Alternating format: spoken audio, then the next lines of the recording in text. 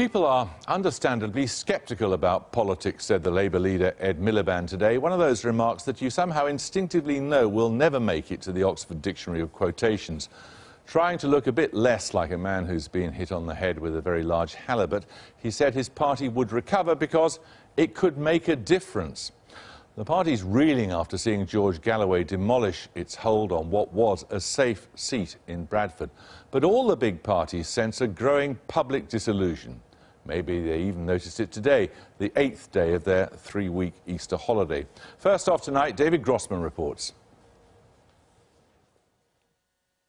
There was a certain predictability in British politics. Don't like the colour of the government? Well, wait a bit and it will change as surely as a traffic light. And, what's more, every now and then there's a Lib Dem protest vote at a by-election to look forward to. But has the old three-party machine broken down, putting in play lots and lots of minor parties? Last week's victory by George Galloway in the Bradford West by-election was hailed as nothing short of a revolution. Most notably, of course, by the man himself. The most sensational result in British by-election history, bar none, represents the Bradford Spring. Recent polling makes grim reading for the established parties. 17% of voters said they would vote for another party. That's the highest since 2009 and the European elections. 68% of voters think that British politics is either very or fairly corrupt. And when it comes to the performance of the party leaders, well, David Cameron is assessed as doing badly by 53% of voters. For Ed Miliband, it's worse, 62%. And for Nick Clegg, worse still, 69%. And the public, it seems, don't trust the parties over their donors. 67% don't trust David Cameron over his donors. 64% don't trust Ed Miliband over his party's donors. We've had the expenses row. That has certainly put a lot of voters off politicians.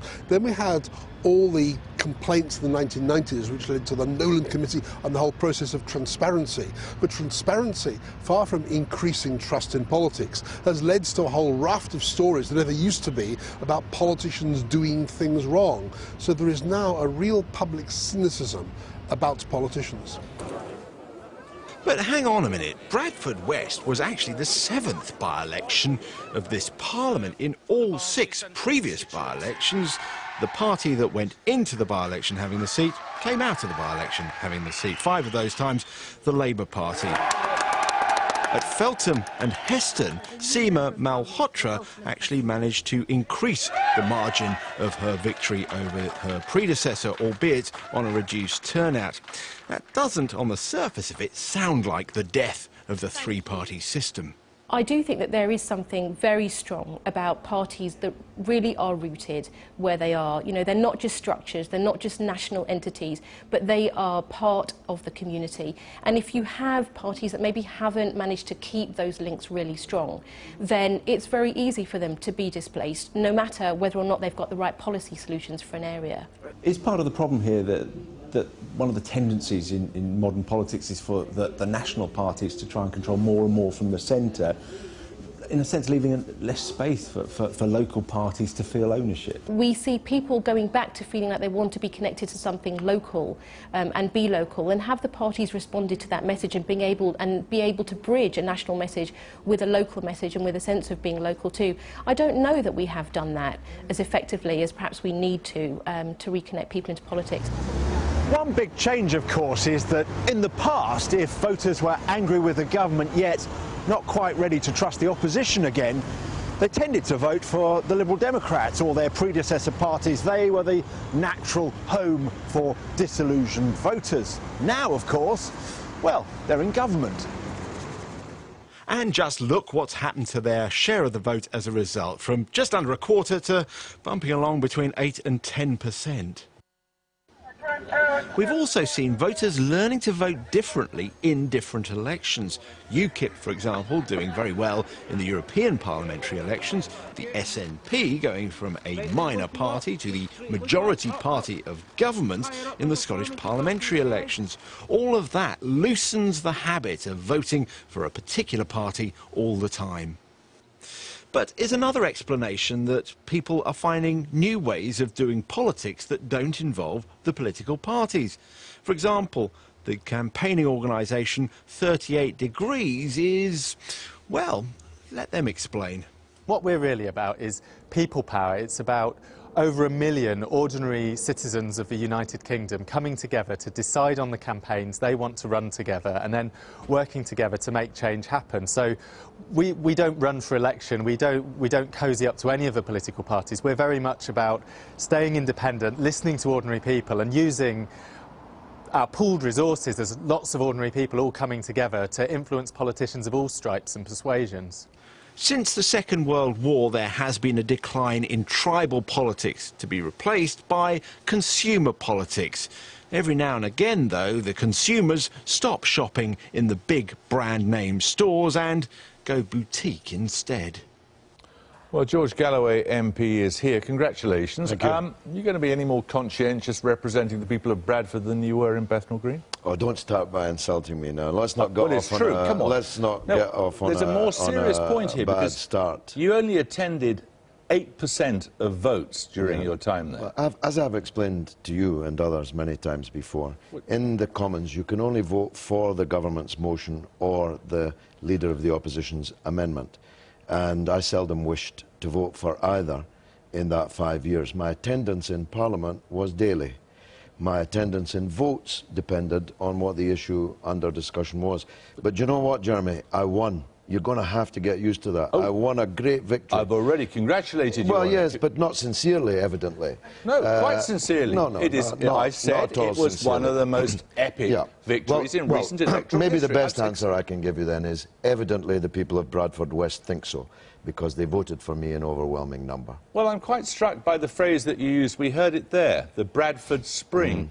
It just struck me as an odd form of words for a man who described President Assad's Syria as the last castle of Arab dignity. Please don't think that I'm on trial in front of you, Jeremy. You're not fit to be my judge. The people I'm of not Bradford judging you, West, I'm just thinking it's a very odd form of words. Well, evidently the people of Bradford West, who frankly matter to me far more than you do, are the judge of what I say and what I do.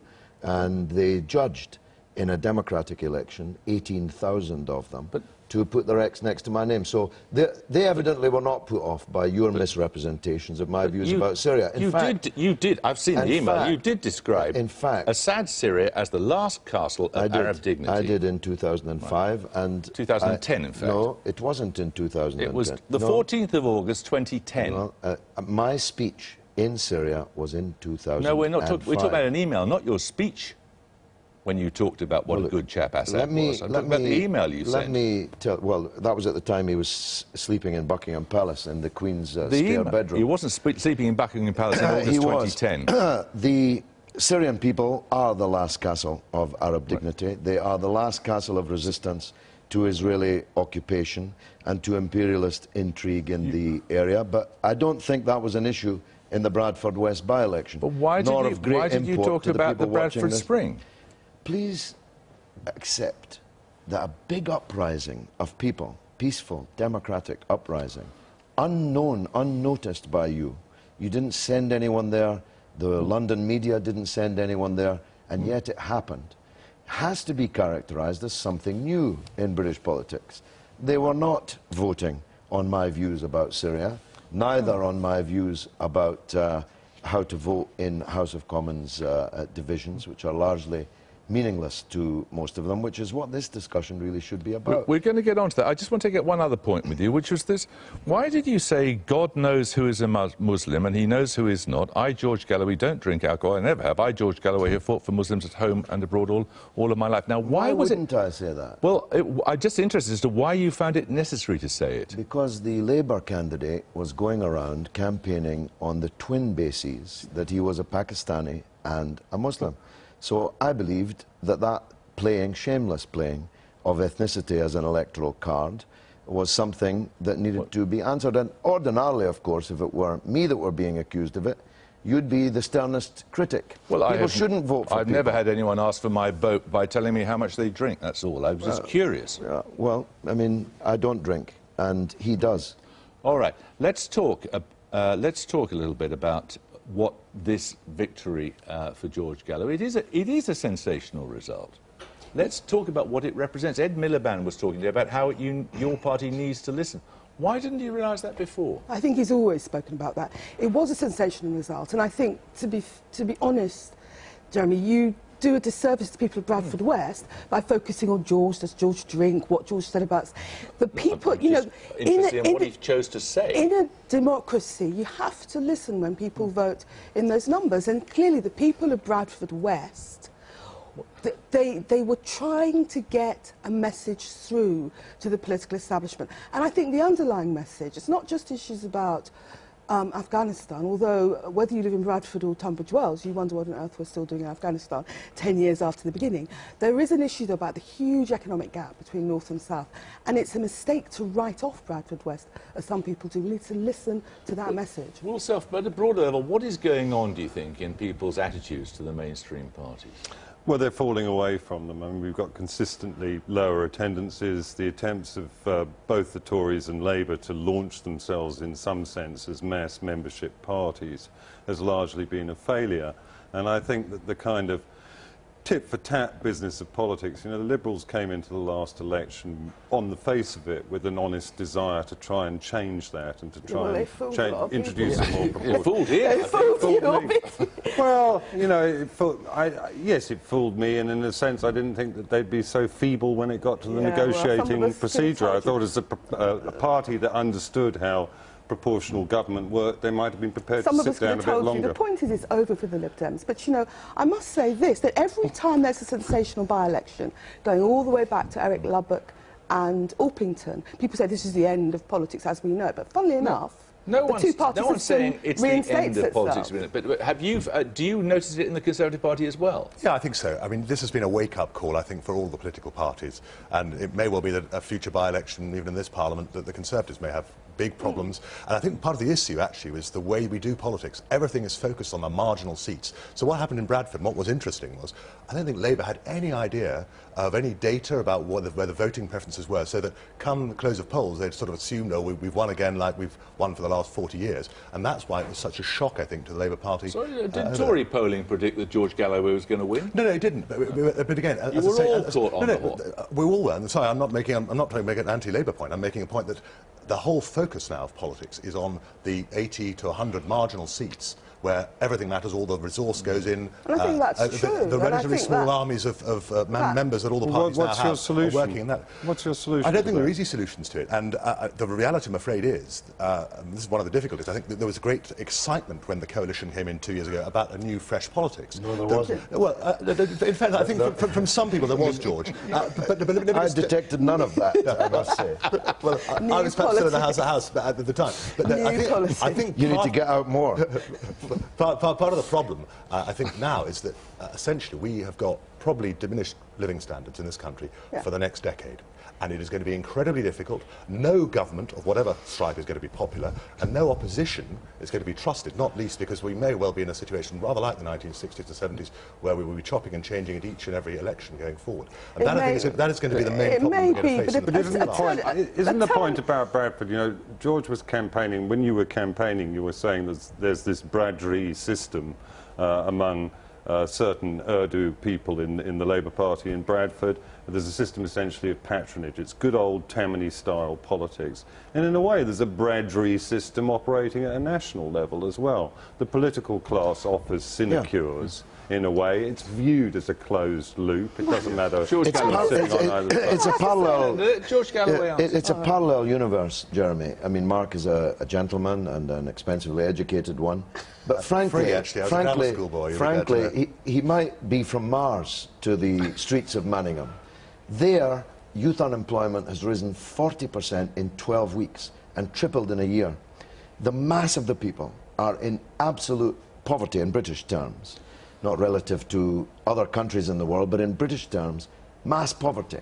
And these politicians, not Diane, but the political leaders speak in a different language to them and about different things to them. It's a rather beautiful inverted world, isn't it, Bradford, George? You've got an enormous hole in the middle of your city where there's a Westfield meant to be, unlike the enormous Westfield on Stratford Marshes that's catering to the Olympics. These are parts of the country that have never recovered from the deindustrialisation of the Thatcher years. That's right. And now the coalition is slashing public sector spending. No wonder there's no hope.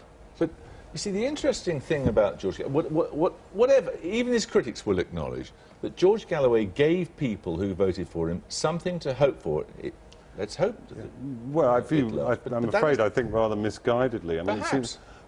It's in George's problem and Respect's problem in general, and they're in a coalition with some rather unlikely fellow travellers who don't necessarily even want to travel with George. Well, it sounds like the Lib Dems and the Tories. Namely the SWP, but all of these groups, to some extent, demand representation and represent a part of the vote, and we don't have an electoral system that is capable of reflecting that level of diversity. Yeah. And all due respect, no pun intended, to George, but what he had in Bradford was a synergy between the conditions he describes, the economic and social conditions, and a particular local disaffection on two issues: British foreign policy, because of the ethnicity of the vote, and a disaffection with the local Labour Party. First of all, it's not just Muslims Muslims that think we should come out of Afghanistan. It's not just Muslims who were very disillusioned by the Iraq Professor War. Self, of course, is a distinguished figure of academia, so you'll want to hear this. The University Ward of Bradford West, which, as the name suggests, is as plural ethnically and in other senses as it can be, I want 85% of that vote. And I want it because your friends in the Liberal Democrats absolutely betrayed the university community and the student community, who from this September will be paying £9,000 a year in tuition fees. That was not a Muslim issue. That was a young person's issue. Yeah, but there was a poverty issue. I'm not going to reverse it, but I'm going to speak for them. Yes. I'm going to speak out, and as has happened already, I am heard when I speak. People are paying attention to what I'm saying because of this result. Yes, but essentially you'll be sideswiping actual parliamentary politics. You're a lone MP in all right, sense. okay, let's leave that. But that question that George Galloway raises of how the Liberal Democrats behaved in making a very, very public pledge, which, on getting into the first sniff of power for decades, they immediately renege upon. I couldn't agree more. That has destroyed a tremendous amount of trust in mainstream politics. Very disillusioning. Absolutely, it's a political seppuku. I mean, you backed them, didn't you? He bought it. I voted for them. I wouldn't say I backed for them. Gullible Professor Self. Who'd have thought it? Sad, but actually, the Liberals are headed for the knackers yard. That's the word on the street. They really are headed for the possibly. We'll have to wait and see. But I wonder if this sort of behaviour is the consequence of coalition. What happens when you have coalition governments? No, I think there is an element of that. We're not used to coalitions in this country. The notion that after an election that essentially a coalition agreement is reached, which is like a sort of tablet of stone compared to the manifestos that were put to the public at large. And that is a problem. And I think it is going to cause a certain amount of disillusionment. There is this whole sense, as you say, that there's no legitimate mandate for quite a lot of what is going on. But a lot of that, of course, again, is driven by the economic situation, which, again, none of the political parties, Labour, Liberal or the Conservatives, levelled with the public before the last election about how serious it was. We were dancing on the edge of a pin saying, well, it's all about £6 million was the difference between Armageddon and sunlit uplands. And I mean, there were some of us who did actually say at the time, listen, this is not the way to go about it. But it's there's a also sense we drew a line after the election. The disillusion has been, perhaps not disillusion, but the fact that the voter has become more promiscuous, more volatile, more changeable. It's something that's been going on for 40 or 50 years, isn't it? Well, the irony probably is that, funnily that? enough, in the next election, there's been this diminution in the vote for the two main parties, Conservative and Labour Party. Probably it will actually go up slightly in the next general election because of the collapse, what one assumes to a certain extent, of the Liberal Democrat vote going forward. But I don't disagree with what you're saying. And I think the clip earlier on was very, very interesting, because actually what you have is a lot of small, single-issue protest groups who basically are very targeted and they deliver, and the feeling is the political class just makes a lot of promises every time, and partly because of global factors and the power of international business. You can also take your concerns elsewhere, can't you? You can take your concerns to a charity, you can tweet, you can... You saw that 38 Degrees. If they really have 1 million members, That's hundreds of thousands more than any of the political parties here. But hang on a minute. The Stop the War coalition moved millions of people in the run-up to the Iraq war. People are in CND, they're in all sorts of George, things. You know They as no well as longer I do. trust parties. But it's not one or the other. It is not single-issue pressure groups or political parties. They work together. None of That's this actually feeds into legislation. You know, you can be as mean as you like about the Lib Dems, and the reality of it is that actually if you're a Lib Dem party member, in theory, you have a say in what goes into the manifesto and becomes. So that's why the Lib Dem betrayal looks so bad. On the other hand, if you're a member of the Tory party, you can suddenly wake up to find a government introducing a piece of legislation like the reorganisation of the National Health that you had no part in, and you didn't even necessarily They also cut the top rate of tax, and Tories are very happy about that. So, you know, the actual disconnect between being a member of the Tory party and a Tory government is, you know, necessarily could be perceived as greater. As you say, we're a less democratic party in that sense, in the sense that we've always taken the view that we get on, let the... But what you want to do, then let the team get on and do it. Unless you want everything to disappear in this kind of gloop of civic-mindedness and vague internet petitions, what you want is people to be keyed into the business of making legislation, to feel that they have a stake with legislation. It's not fair to say the Tories haven't delivered for Tory voters, cutting tax, cutting the public sector, putting up the price of pasties. Of course they delivered for key Tory voters. But Dan, to be serious, I mean, there's actually a longer-term issue, I think, about... A Tory-led government. Kept in power by the Liberal Democrats. Indeed. There's a longer-term issue, I think, about whether we have a distinction between the executive on the one hand and legislative. And members of Parliament are legislators to be voting on the not being whipped through in quite the same way. Now, that's a fair way ahead, I suspect. Let George Galloway have the last word. Go on. Well, I think Will's actually on to the real point, that there's a paradigm shift, that the system has failed, that the Tweedledee, Tweedledum, Tweedledee and a half, if a backside could have three cheeks, they're sitting in the House of Commons across each other in fake opposition, but they all stand for the same things: neoliberal economics, cuts in public expenditure and war abroad. That paradigm has to be smashed open, and I hope that started on Thursday. Okay, thank you all very much. Thank you. Now, it always used to be said that whatever you thought of individual politicians, by and large, British politics as a whole were pretty clean. And by comparison with somewhere like Italy or Nigeria, they are. But they are tarnished. Cash for honours, cash for questions, cash for dinner with the Prime Minister. At the heart of many of the scandals are the lobbyists retained by companies to promote their interests in Parliament. A bad smell, or an essential element in a modern democracy, as they call themselves. We'll talk about all of that with Lord Bell shortly, but first, Jim Reid reports. Accusations of cosy dinners, party cash and a voice at the top table. Peter Cruddas resigned as Conservative Treasurer 10 days ago now, after the Sunday Times caught him apparently peddling Premier League access to senior politicians. Mark Adams is the pro-Labour lobbyist who tipped off the paper. The claim in this case was influence in return for party donations.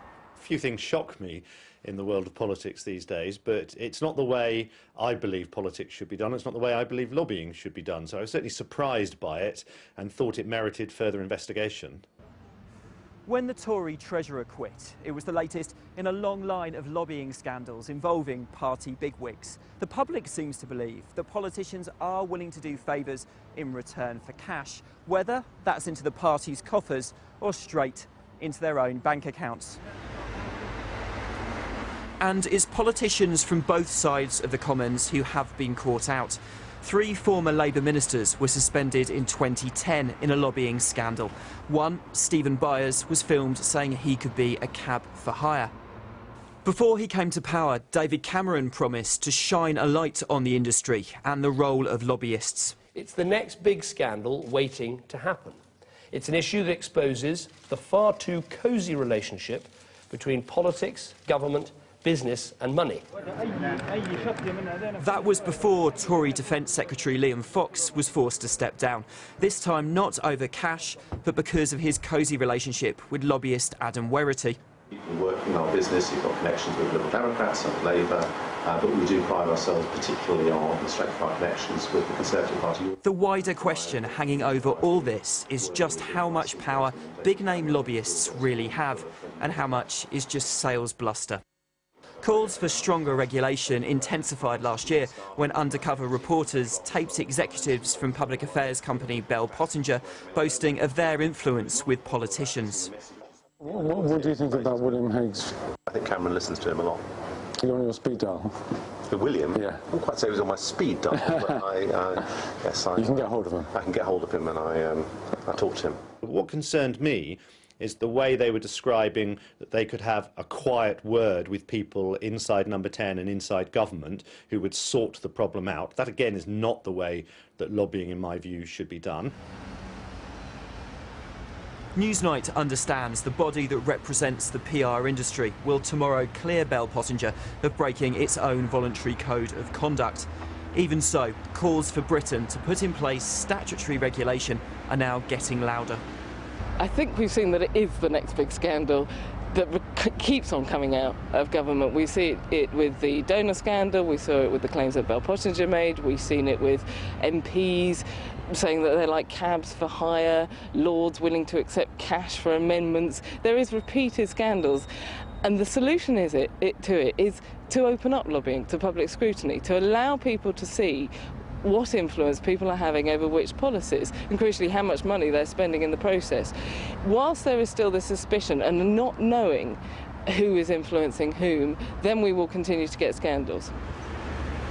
The government is now planning to make some lobbyists reveal exactly who they represent. Critics, though, claim the new rules lack any real teeth and won't stop the scandals.